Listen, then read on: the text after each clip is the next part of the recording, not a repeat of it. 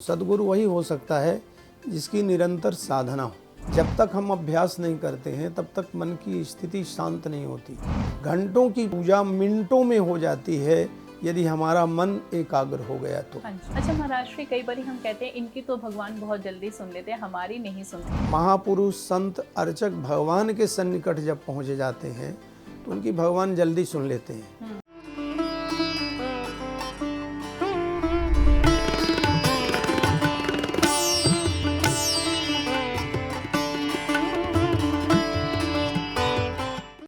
जय सिया राम दर्शकों, आप सभी का बहुत बहुत स्वागत है विशेष कार्यक्रम संत संदेश में और मैं हूं आपके साथ उपेंद्र कौर। दर्शकों, जीवन में बहुत सारे सवाल उत्पन्न होते हैं जिनका हम समाधान चाहते हैं। जैसे कि कई बार ऐसा होता है कि हम पूजा पाठ करने बैठते हैं लेकिन मन जो है वो भटकता रह जाता है, मन कहीं और ना कहीं और होता है और पूजा पाठ में ध्यान नहीं लग पाता। साथ ही साथ हमें यह भी समझ नहीं आ पाता कि हमारे जीवन में संतों का इतना महत्व क्यों है। क्या कभी आपने यह भी सोचा है कि आज सनातन की रक्षा हम कैसे कर सकते हैं, सनातन को और मजबूत कैसे बना सकते हैं? ऐसे ही बहुत सारे सवाल हमारे जीवन से जुड़े होते हैं जो आए दिन हमारे सामने आते ही आते हैं। तो ऐसे में आज इन्हीं सवालों का समाधान हम प्राप्त करेंगे एक ऐसे संत से जो अपने सरल शब्दों के माध्यम से जटिल समस्याओं का समाधान प्रदान कर देते हैं। जी हाँ, हम बात कर रहे हैं परम पूज्य स्वामी श्री जयराम देवाचार्य जी महाराज की। तो आइए सबसे पहले पूज्य महाराज श्री के चरणों में वंदन करते हैं और फिर जीवन की जिज्ञासाओं का समाधान प्राप्त करते हैं। जय श्री राज महाराज श्री, बहुत बहुत स्वागत है आपका। महाराज श्री, सबसे पहले मैं सवाल करना चाहूंगी इस युग की। आधुनिक युग चल रहा है और ऐसे में जो लोग हैं वो एक विपरीत दिशा की ओर बढ़ते जा रहे हैं। थोड़ा सा जो उनका मस्तिष्क है वो एक गलत दिशा की ओर भी बढ़ रहा है और ऐसे में संतों के विपरीत भी वो जा रहे हैं। तो आपसे मैं यह जानना चाहूँगी कि इस आधुनिक युग में संतों का इतना महत्व हमें क्यों देना चाहिए, संतों का महत्व क्या है? जीवन जीने की कला हमें संत के द्वारा ही मिलती है। हाँ जी।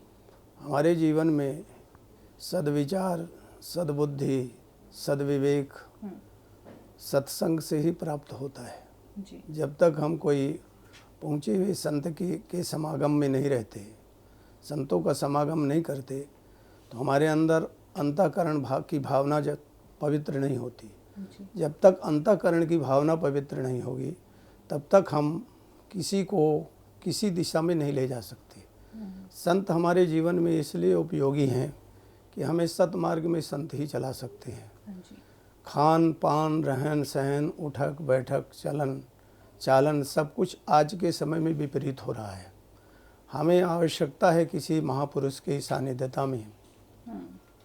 सत्संगति ही कथय किम न करोति पुंसाम।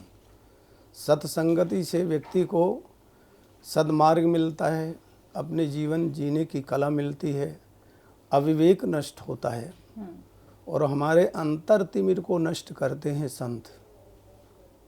संत ही सतचित होते हैं और सतचित संत ही हमें जीवन जीने के साथ साथ हमें भगवत प्राप्ति का मार्ग बताते हैं। हमारे अंदर किसी प्रकार की कोई कमी होती है, उस कमी को, हमारी दुविधा को संत ही दूर करते हैं। हमारे जीवन में यदि सद्गुरु नहीं मिलते, संत नहीं मिलते तो हमारा जीवन अधूरापन रहता है। बिल्कुल। हमारे अधूरापन को दूर करने के लिए हमें महापुरुष की ज़रूरत है जो हमें हमारी जड़ता को नष्ट करते हैं, हमारी सद्बुद्धि को प्रदान करते हैं, अपनी तपस्या की किरणों से हमारे अंदर की विकारों को नष्ट कर हमारे अंदर सद्विचार प्रदान करके हमारे अंतर तिमिर को मिटा देते हैं। हाँ जी। इसलिए आज के समय में जो पाश्चात्य सभ्यता की ओर दुनिया भर बढ़ रही है, उस पाश्चात्य सभ्यता की ओर दुनिया को रोककर हमें किसी संत की आवश्यकता है। तितिक्षवा कारुणिका सुहृदा सर्वदेहिनाम अजात शत्रवा शांता साधवा साधुभूषणा भूषणा। जिनको संतों की सानिध्यता में हम जाते हैं तो संत सरल चित जगत हित। संत सरल होते हैं तो हमें भी उनके विचारों से सरल बनने की भक्ति आती है, सरल बनने की हमारे अंदर प्रेरणा आती है, हमारे अंदर तितिक्षा पैदा होती है, क्रोध शांत होता है, हमारे अंदर के दुर्व्यसन शांत होते हैं। आज के समय में देखा जा रहा है लोग दुर्व्यसनों की ओर जा रहे हैं जी।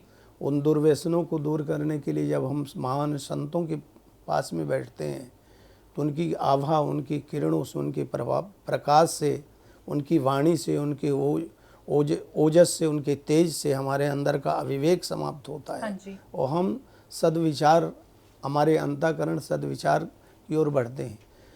इसलिए जीवन में संतों की सानिध्यता परम आवश्यक है। बिल्कुल, संतों का ऑरा ही ऐसा होता है, उनके आसपास ही इतनी पॉजिटिविटी होती है जी, कि जी, किसी जी। भी संत के साथ अगर हम पल भर के लिए भी बैठ जी, जी। जाए तो हमारा ऑरा भी पॉजिटिव हो जाता है और हमारी थिंकिंग जो है वो भी बहुत पॉजिटिव बन जाती है।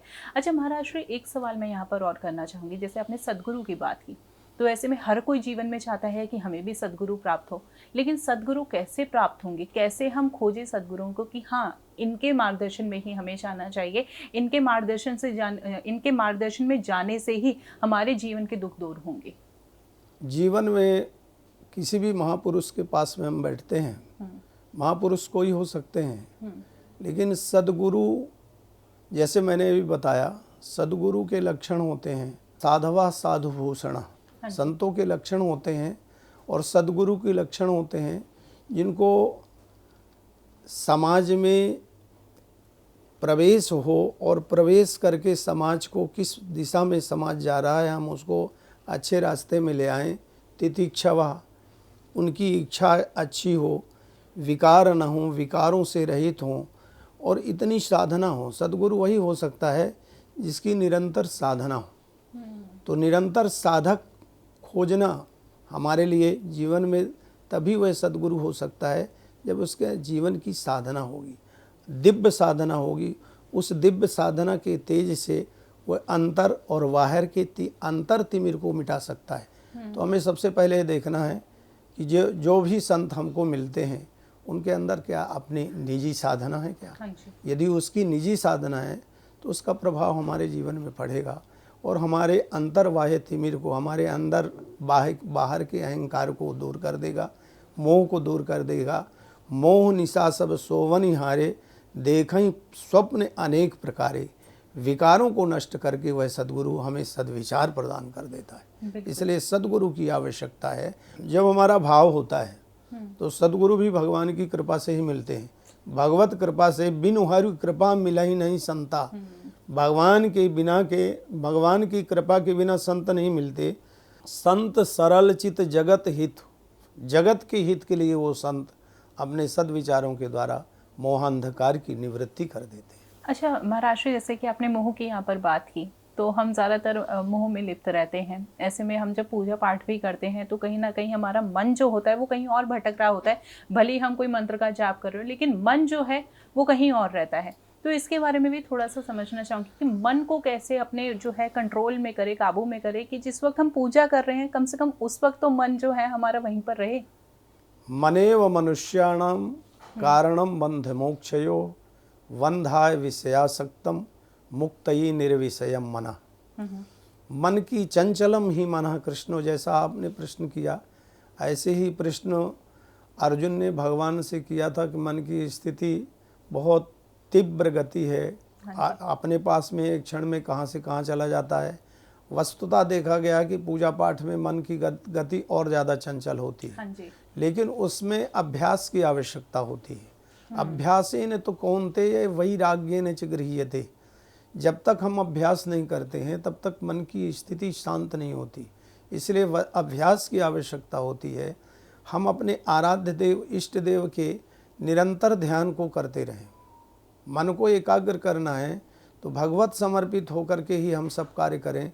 जब भी हम पूजा पाठ के लिए बैठें तो मन स्थिति की शांति के लिए मन को समझाएं अपने कि अब तुम पूजा करने के लिए बैठे हो तो जितने टाइम तक बैठे हो उतने टाइम तक भगवान का स्मरण करो।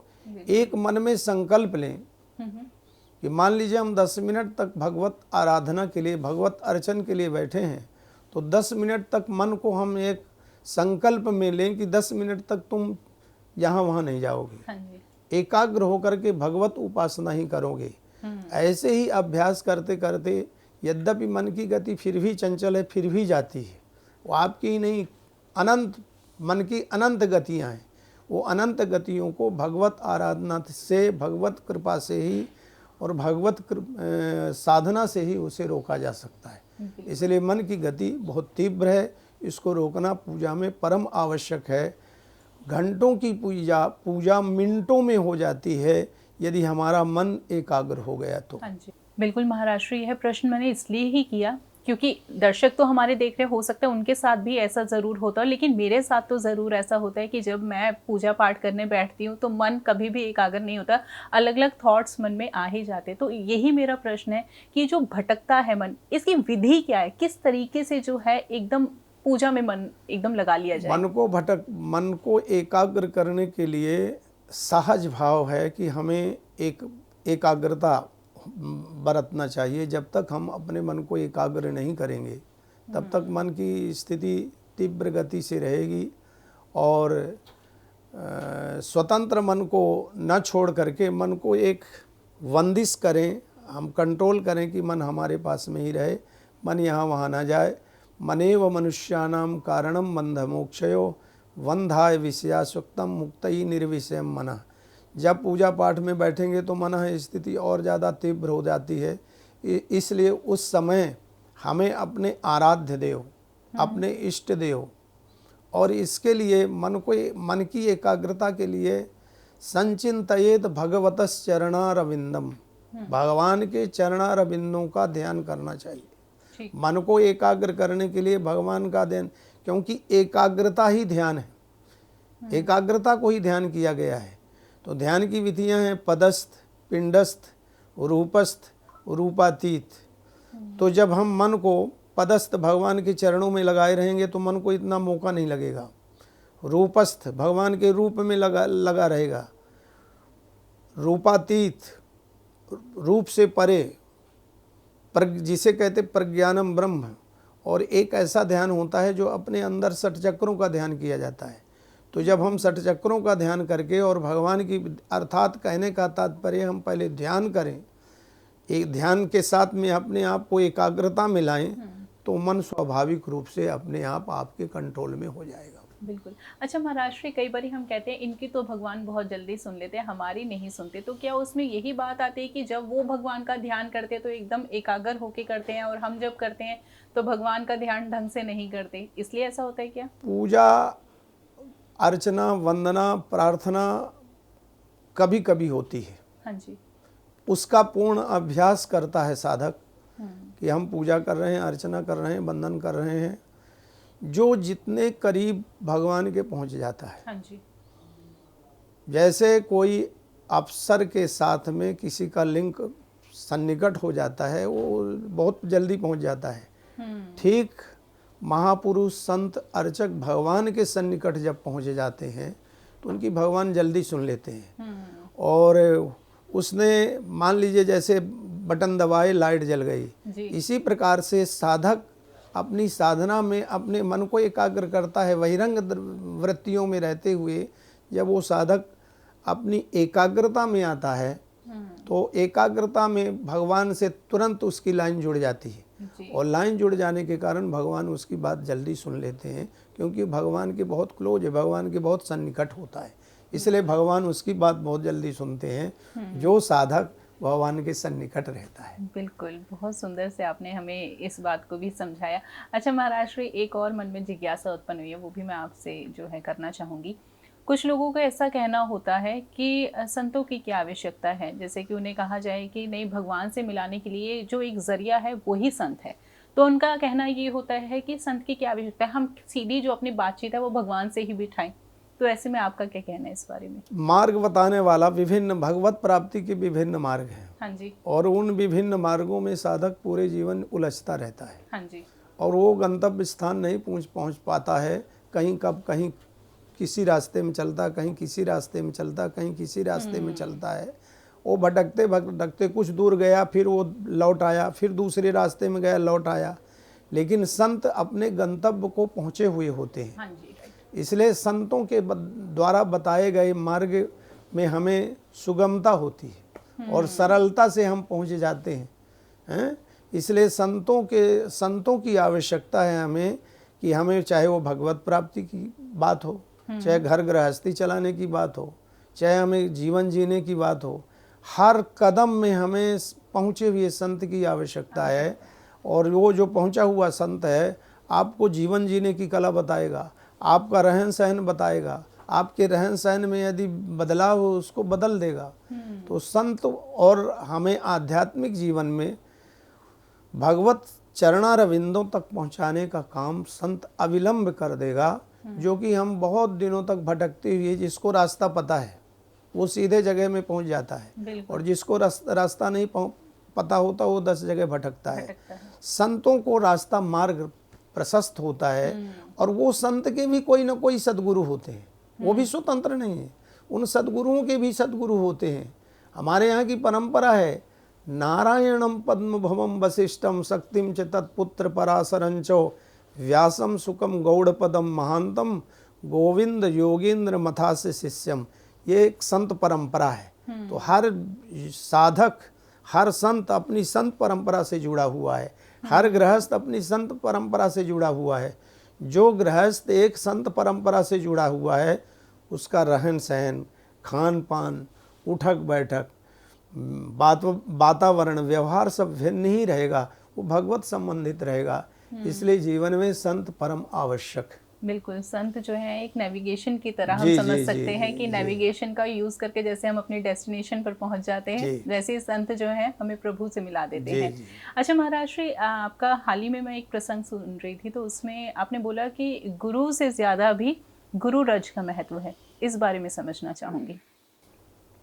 भगवत साधना से गुरु के अंग प्रत्यंग जो है पावन हो जाते हैं, पवित्र हो जाते हैं, और वो पावन साधना गुरु चरणों में जाती है। गुरु चरण रज, कहीं भी जाएंगे तो चरणों से ही, चरण पैर काम करते हैं जाने से।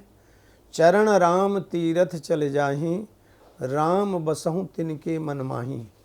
गोस्वामी जी लिखते हैं, ऐसे गुरु चरणों को, ऐसे गुरु चरणों में जिनकी साधना ही चरणों में समाहित हो गई है, तो बंदऊ गुरुपद पदुम परागा, सुरुच सुबास सरस अनुरागा।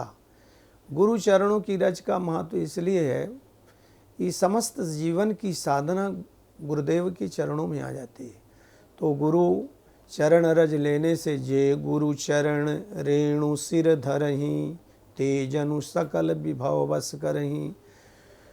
मतलब गुरुदेव की वंदना तो की ही, गुरुचरण का महत्व तो बताया ही, लेकिन जब गुरुचरण रज का ही इतना बड़ा महत्व है तो गुरु का कितना बड़ा महत्व तो नहीं होगा।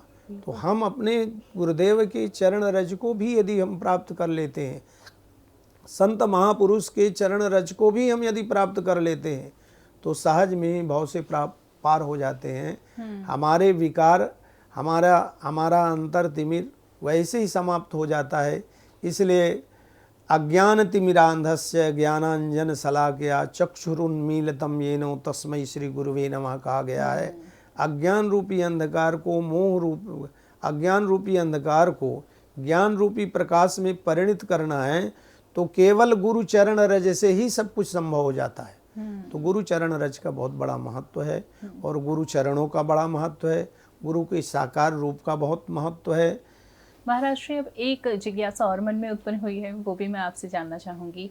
हमने अक्सर सुना है, शास्त्र तो पहले से ही कहते हैं, और आजकल ये बात बहुत चल रही है कि जो भी हमारे जीवन में घटित हो रहा है उसके पीछे हमारे आहार और विचार का मेन जो है कारण है।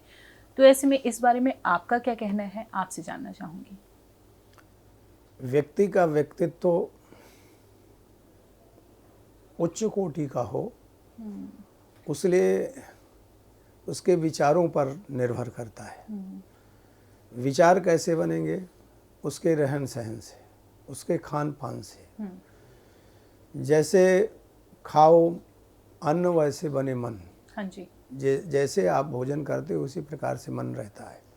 जिस प्रकार से घर का रहन सहन होता है वैसे ही सद्विचार बनते हैं। आप घर में अच्छे विचारों से रहेंगे तो विचार आपके अच्छे बनेंगे, खान पान आपका अच्छा रहेगा।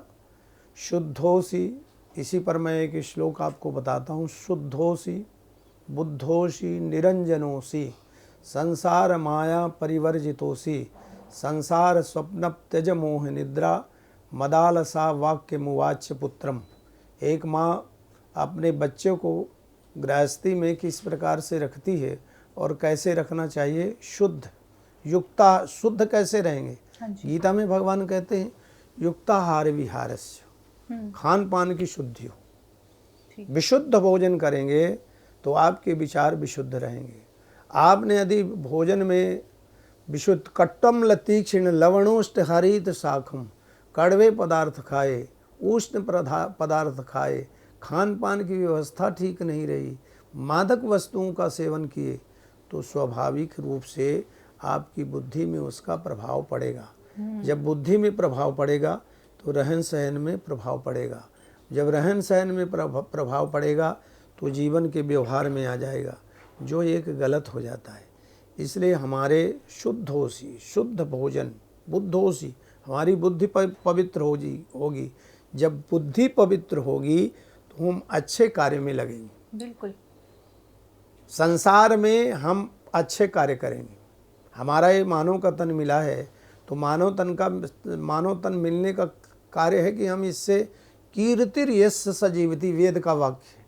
हमारे द्वारा अच्छे कार्य होना चाहिए, हम अच्छे कार्य करें, हमारे द्वारा सत्कर्म हो तो आहार से व्यवहार बनता है।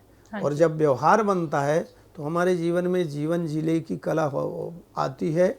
संसार में रहते हुए भी, संसार को इसके सब कार्य करते हुए भी हम गलत नहीं करेंगे, क्योंकि हमें ज्ञान है कि ये संसार सब नश्वर है, हमें एक दिन छोड़ना है सबके। तो संसार को स्वप्न मत मान करके और हम सारे कार्य करेंगे। इसलिए खान पान की आवश्यकता, व्यवहार। रही बात सुख दुख की, तो सुख अपने कर्तव्यानुसार व्यक्ति को मिलता है, दुख अपने कर्तव्यानुसार व्यक्ति को मिलता है। लक्ष्मण जी ने रामायण में निषाद राज को समझाया कि नहीं को निज सुख दुख कर दाता, निज कृत कर्म भोग सब भ्राता। सुख दुख अपने कर्मानुसार व्यक्ति को मिलते हैं। इसलिए सुख और दुख अपने कर्म के अनुसार हमें अपने कर्म बनाना चाहिए, ताकि हमें सत्कर्म बनाना चाहिए, तो ताकि हमें सुख मिले। यदि हमारे द्वारा गलत कर्म होते हैं तो हमें निस्संदेह दुख मिलेगा। इसलिए सदा सर्वदा जो हमें सद्मार्ग में चलना चाहिए, तो जीवन का यही सार है। महाराज जी, जैसे कि अभी आपने बताया कि सुखी जीवन के लिए आवश्यकता है ज्ञान और भक्ति की, और जब ज्ञान और भक्ति की बात आती है तो सनातन की बात तो सबसे पहले आती है। तो ऐसे में सनातन का महत्व भी हम आपसे जानना चाहेंगे। भारतवर्ष धर्म का वृक्ष है।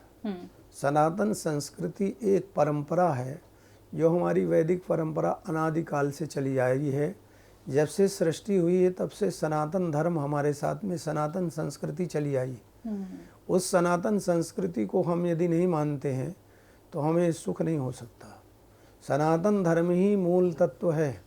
यदि हम सनातन से विमुख हैं तो हमें न तो कहीं सुख मिल सकता, न शांति मिल सकती। जीवन जीने की सनातन संस्कृति में हमें जीवन जीने के लिए 16 संस्कार बताए जाते हैं। उन 16 संस्कारों में सनातन संस्कृति समाहित है। यदि हमारी सनातन संस्कृति लुप्त हो जाएगी तो हमको उठना बैठना चलना रहना खान पान पशुवत हो जाएगा। तो धर्मो ही तेसाम, सनातन धर्म ही धर्मो ही तेसाम मदिको भी दिया। सनातन धर्म ही हमारा सब कुछ है। और धर्मेण ही ना पशु भी समाना। यदि हमने धर्म से विमुख हो गए तो ये पशुवत हो गए। इसलिए सनातन संस्कृति के अनुसार हमें अपने रहन सहन खान पान उठक बैठक, सनातन संस्कृति में हमारे इतने देवी देवता हैं, 33 करोड़ देवी देवताओं की पूजा पाठ करने का विधान है। उनमें से 33 करोड़ देवी देवताओं में जो भगवान के 24 प्रमुख हैं, 24 प्रमुख में भी 10 प्रमुख हैं। 10 प्रमुखों में भी राम कृष्ण आदि जो ये प्रमुख हैं, इनकी उपासना हमारे यहाँ सनातन संस्कृति इन्हीं से चलती है। राम ही सनातन है, कृष्ण ही सनातन है, नारायण ही सनातन है, आदि शक्ति महामाया माँ भगवती ही सनातन है, भगवान शिव ही सनातन है। और इनके दिव्य आदर्शों को अपने जीवन में मानना, जैसे सनातन संस्कृति कहती है, राम जी कहते हैं, प्रातः काल उठ के रघुनाथा, मात पिता गुरु नावहीं माथा।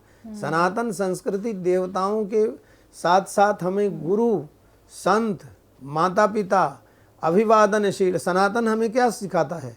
अभिवादनशीलस्य नित्यं वृद्धोपसेविनः चत्वारि तस्य वर्धन्ते आयुर्विद्या यशोबलम। सनातन संस्कृति हमें समझाती है, सिखाती है हम अभिवादनशील बने, तो हमारे अंदर स्वयं चत्वारी 4 चीज़ें बढ़ती हैं अभिवादनशील की, आयु, विद्या, यश, कीर्ति। इसलिए सनातन संस्कृति में ही गोभिः विप्रस्य वेदस्य सतीभिः सत्यवादिभिः अलुब्धैर्दानशीलस्य सप्तभिर्धार्यते मही। ये सनातन की जो संस्कृति है, जिस सनातन संस्कृति के 7 पाए हैं जो धरती को धारण किए हुए, उसमें से गौ माता। हाँ जी। गौ माता हमारे लिए परम उपयोगी है। भगवान कहते हैं कि मेरे प्रमुख रूप से 3 मुख हैं, सबसे पहले भोग लगा दो तो मैं भोग को तो आप ही पाओगे, लेकिन वस्तुतः मैं गौ के मुख से खाता हूँ। भगवान स्वयं कहते हैं गौ मेरा मुख है, गौ मुख मेरा, गौ के मुख से, अग्नि के मुख से, संत के मुख से भगवान कहते कि मैं स्वयं भोजन करता हूँ। इसलिए गाय हमारी प्रबल पाया है, ये धरती का प्रबल स्तंभ गौ माता है। 7 स्तंभों में प्रथम स्तंभ गौ माता है। इसलिए भगवान कृष्ण जो है विप्रधेनु सुर संत ही तो लीन मनुज अवतार, सनातन धर्म में गौ की रक्षा के लिए भगवान का अवतार होता है। आज के समय में गाय बड़ी तिरस्कृत ढंग से घूम रही हैं, इसलिए हमने ये प्रण किया है कि गौ सेवा करेंगे। हमारे पास में वो दूध, वो गाय हैं जो बिना दूध देने वाली है। 5000 गौ वंश की सेवा हमारे आश्रम में होती है, जो कथा भागवत आदि के द्वारा ही करते हैं। तो ऐसी गौ सेवा होती है। वैदिक सनातन धर्म की रक्षा वेदों से होती है, वेद ही सनातन है। तो हमारे यहाँ हमने वैदिक विद्यार्थी तैयार किए हैं, जिनको वेद पढ़ा करके समाज को देते हैं। वेदस्य सती भी मातृशक्तियाँ सनातन धर्म की रक्षक है, सत्यवादी भी, सत्य धर्म, सत्य बोलने वाले सनातन धर्म के रक्षक हैं। और इन सब धार्मिक आयोजनों में उदार मना होकर के जो दान देता है वो सनातन धर्म का रक्षक है, वो सनातन संस्कृति की रक्षा करता है। जो किसी प्रकार का कोई लोभ और लालच, चाहे संतों में हो, चाहे ऋषियों में हो, चाहे मनीषियों में हो, चाहे गृहस्थ में हो, जो निष्काम भाव से सेवा करता है वो सनातन है। जहाँ अपना कोई स्वार्थ नहीं हो, निस्वार्थ ढंग से जहाँ सेवा होती है वो सनातन धर्म की। इन 7 स्तंभों से धरती अपने आप को धारण करती है, तो सनातन धर्म की रक्षा होती है। तो हमारे अंदर ज्ञान आता है, हमारे अंदर जब ज्ञान आता है, वास्तविक जब ज्ञान आता है, तो हमारे अंदर अपने आप वैराग्य उत्पन्न हो जाता है। और जब वैराग्य उत्पन्न हो जाता है तो भक्ति का प्रागट्य हो जाता है। तो इसलिए ज्ञान, वैराग्य, भक्ति का तीनों का सामंजस्य है, एक दूसरे के पूरक। और जब तक ये तीनों नहीं होते हैं तब तक आनंद नहीं होता है। एक भी अंग पूरा ना हो तो आनंद नहीं आता। इसलिए सनातन धर्म की रक्षा के लिए ये सब आवश्यक है। बहुत ही सुंदर चर्चा चल रही है महाराज श्री। और दर्शकों से भी मैं एक बात अभी कहना चाहूँगी कि देखिए दर्शकों, वैसे तो आज इस कार्यक्रम के माध्यम से बहुत ही सुंदर चर्चा की गई है, और इसी के साथ साथ मैं अभी आपसे कहना चाहूँगी, जैसे कि महाराज श्री ने बताया ही कि गौ वंश के लिए कितनी ज़्यादा उनके द्वारा सेवा की जा रही है, उनके संस्थान के द्वारा की जा रही है। तो ऐसे में उसमें आप भी अपना सहयोग कर सकते हैं। सहयोग करने के लिए नंबर्स लगातार आपको आपकी टीवी स्क्रीन पर दिखाए जा रहे हैं, इन नंबर्स पे आप कांटेक्ट कर सकते हैं। और यदि आप महाराज श्री से कथा करवाना चाहते हैं तो ऐसे में भी आप दिए गए नंबर्स में कांटेक्ट कर सकते हैं। महाराज श्री, आज इस कार्यक्रम के माध्यम से इतनी सुंदर चर्चा हुई, मन तो नहीं कर रहा कि इस चर्चा को यहीं पर विराम दिया जाए, लेकिन फिर भी समय का अभाव है, विराम तो देना ही होगा। लेकिन यह निश्चित है, जब भी आपसे फिर मुलाकात होगी, आपकी फिर कृपा प्राप्त होगी, तब आपसे फिर से विशेष चर्चा होगी, आपका विशेष आशीर्वाद प्राप्त होगा। बहुत बहुत आपका धन्यवाद।